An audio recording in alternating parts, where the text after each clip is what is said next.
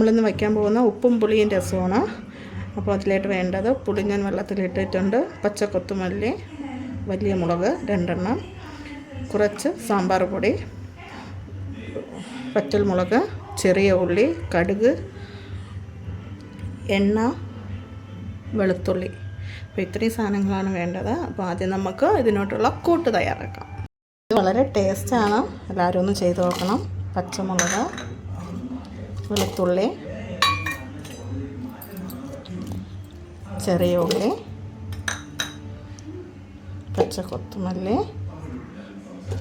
മുളക്. നമുക്ക് ഇത്രയും ഇട്ട് നമുക്കൊന്ന് ക്രഷ് ചെയ്തിട്ട് വരാം. ഇനി നമുക്കൊന്ന് കടുക് വറുക്കണം. എണ്ണയും കടുക് ഇട്ടിട്ടുണ്ട്.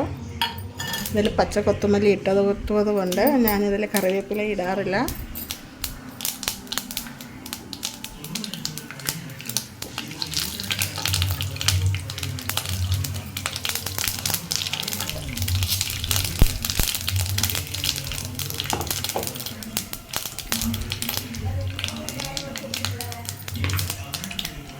ഇതിലോട്ട് നമ്മളിപ്പോൾ അരച്ച് വെച്ചിരിക്കുന്നത് ഇട്ട് കൊടുക്കുകയാണ്.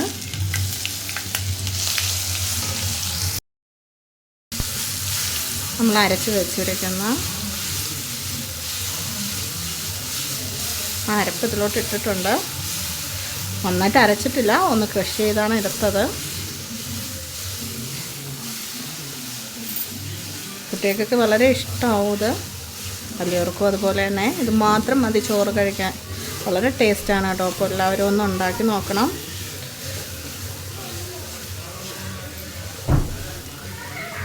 ഇതിലോട്ട് തന്നെ കുറച്ച് സാമ്പാർ പൊടി, ഇതിൻ്റെ പച്ചമണം ഒന്ന് മാറുന്നത് വരെ നമുക്കൊന്ന് വഴറ്റി കൊടുക്കാം. 1 ടീസ്പൂൺ മതി കേട്ടോ സാമ്പാർ പൗഡർ. ഞാൻ ബ്രാഹ്മിൻസിൻ്റെ സാമ്പാർ പൗഡറാണ് മേടിക്കുന്നത്. വളരെ ടേസ്റ്റാണ്. ഇത് നന്നായിട്ട് വഴണ്ട് വന്നിട്ടുണ്ട്.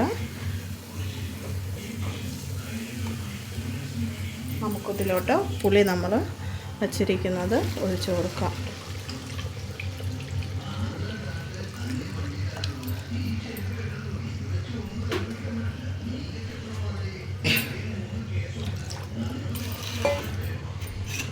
ഇനി കുറച്ച് പുളിവെള്ളം,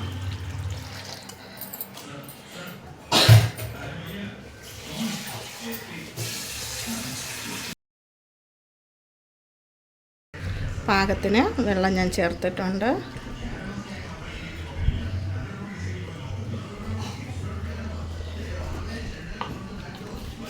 ഉപ്പ് പാകത്തിനിടണം.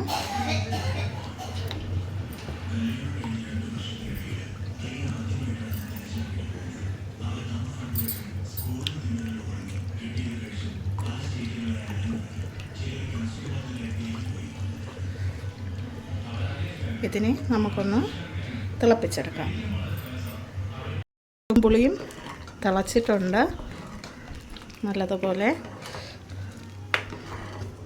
വളരെ ടേസ്റ്റാണ്. എല്ലാവരും ഇതൊന്ന് ട്രൈ ചെയ്ത് നോക്കണം.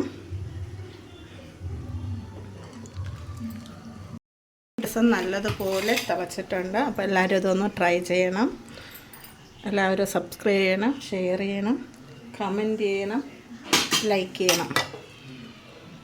അപ്പോൾ നമുക്ക് അടുത്ത വീഡിയോയുമായി നാളെ കാണാം. Bye bye.